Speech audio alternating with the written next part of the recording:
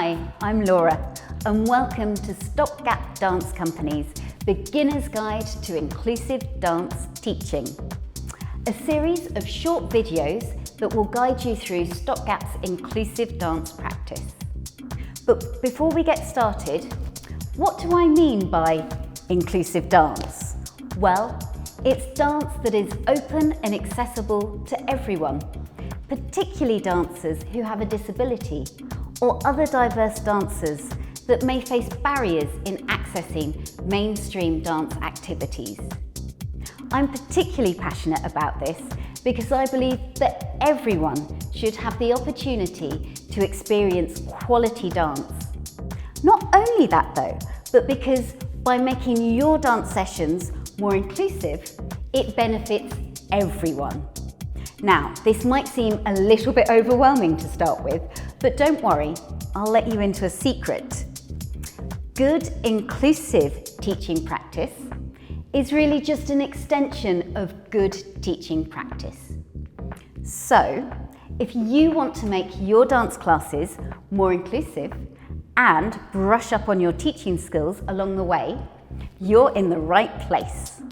These videos are going to give you the how, the what, and the why that you need to deliver engaging and accessible inclusive dance sessions.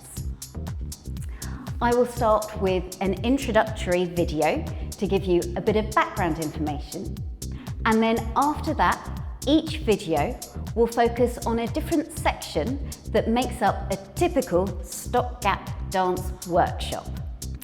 They will give you ideas for exercises, tasks, and activities. They are going to be packed with top tips for teaching a whole group, as well as some extra support ideas for those dancers that might need a more one-to-one approach. The sections that we're going to be looking at are warm-up, pass the touch, dance skills, travelling, creative movement exploration, sharing and appreciation, and cool down. These videos are going to give you some ideas and inspirations for you to create your own inclusive dance sessions. Remember though, that keeping a regular structure can really help build familiarity and give a sense of safe feeling in which your dancers can flourish.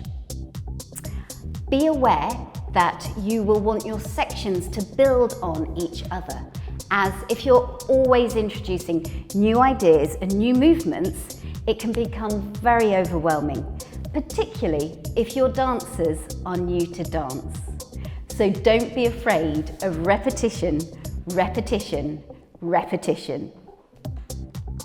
But before we dive into the sections, I'm going to give you a little bit of background, and let's look at what qualities do you need to be an excellent inclusive dance teacher.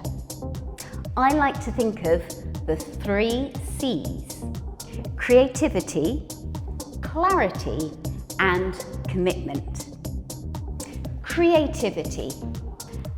Explore the possibilities and start thinking outside the box. It's important when you're working with diverse dancers to keep an open mind to the unique possibilities that their differences can bring. Who says a plie has to happen with the legs? So, how can you creatively work with your dancers to help them develop their individual dance skills? You might use the image of a balloon to help them develop a floating quality. You could bring in some stretchy material to explore what a stretch really is. Or you could invent a game that helps them practice different rhythms. Games and play is a really useful tool to help your dancers develop their individual dance skills. Sometimes your sessions might take an unexpected turn. Be prepared to change direction if an approach isn't working, and practice teaching in a responsive way. Clarity. Know what you want to achieve and get the message across clearly. Sometimes it can be easy to get bogged down with too many words. Try to avoid jargon, say what you mean, and remember that sometimes less is more. Think about other things that can support your teaching other than language. For example, sounds, music, images, props, or games can all be useful ways into movement. Make sure you share your objectives of your tasks and exercises. This is particularly useful if you have dancers that need to find a variation or a translation to suit their individual body and way of moving. Think about the key element of the movement. What is it that you want to achieve? You may find that all your dancers look slightly different, but as long as they are working towards the same goal with the same level of effort, then that's the key. Commitment. Work slowly and surely towards discovery. It's really important to get to know your dancers as individuals. Take time to observe them and time to discover what approach works best for them. The more you get to know them, the more you can help them develop, the more they will thrive.